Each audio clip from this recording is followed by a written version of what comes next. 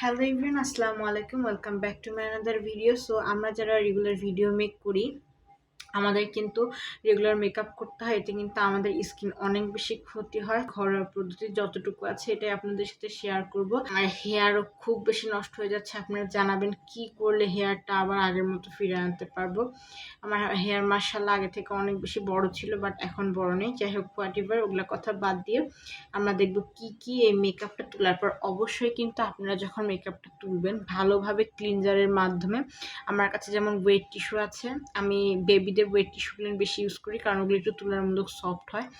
ওটা বেশি ইউজ করি। ওটা ফার্স্টে তুলে নিব, তারপর মুখ একটু ফেস ওয়াশ দিয়ে ওয়াশ করে এসে দেন এগুলো স্টেপ বাই স্টেপ মেকআপ করে আসে। ফার্স্টে আপনাদের স্কার্বিং করাটা কিন্তু খুবই গুরুত্বপূর্ণ, কারণ স্কার্বিং মানে স্কিনের পোরের মাধ্যমে মেকআপগুলো উঠতে সাহায্য করে। তারপর যে কোনো সুথিং জেল বা মুলতানি মাটি বা বিভিন্ন অর্গানিক টাইপের কি যেন বলে, এই যে ফেস প্যাকগুলো দিতে পারেন। এটা কিন্তু আপনাদের জন্য খুবই কার্যকর হবে। তো বেশি কথা না বলে দেখা আমি ফার্স্টে কি ইউজ করব। এখন তো মেকআপটা তুলে নেই, মানে মেকআপটা তুলে এসে আমি যেগুলো স্কিন কেয়ার করব স্টেপ বাই স্টেপ দেখাচ্ছি, আর এরপরে তখন ফেস দেখাবো আমি কিভাবে কি ইউজ করছি আর কিভাবে প্যাকগুলো তৈরি করছি। তো ফার্স্টে অ্যাকচুয়ালি মসুর ডাল গুঁড়া করে নিয়েছি। ফুলটা ছিল, মাঝে মধ্যে টাইম পেলে করে রাখি। এখন এটার কথা আসি, আপনি যদি মসুর ডাল গুঁড়া করে রাখেন তাহলে কিন্তু বেটার। মসুর ডাল যদি পেটে রাখেন 2 থেকে 3 দিন পর কিন্তু এটা নষ্ট হয়ে যায়।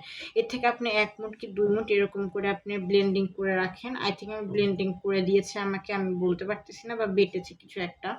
আমি কনফার্ম হয়ে আমি আপনাদেরকে জানাবো।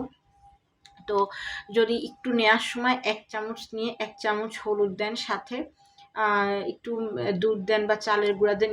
যদি আপনারা সুন্দর করে মুখে দেন বা স্কার্বিং করেন, অবশ্যই তো ফার্স্টে যখন দিবেন তোলার সময় স্কার্বিং করে তুললে যে আপনার পোরের ভিতরে যে মেকআপগুলো ঢুকে থাকে এগুলো কিন্তু বের হয়ে যাবে, আর স্কিনটা গ্লো করবে। মানে এই মেকআপের যে প্রলেপ বা মেকআপের যে প্রভাব এটা কিন্তু থাকবে না।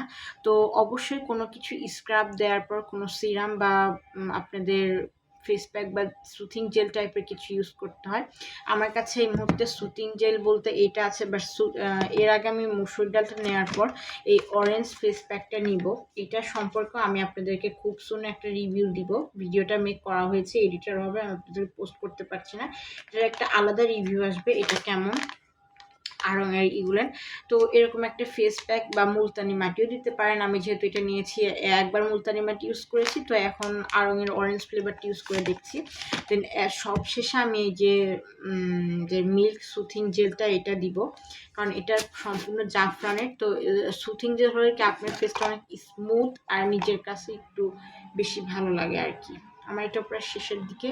তো এখন আমি মেকআপটা তুলে ফেলবো, মেকআপটা তুলে আসার পর আমি যেভাবে প্যাকগুলো বানাবো এগুলার একটা ভিডিও মেক করব, এবং কিভাবে মুখে দিচ্ছি, মুখে দেওয়ার পর কেমন লাগছে এটা নিয়েও একটা ভিডিওটা শেয়ার করব।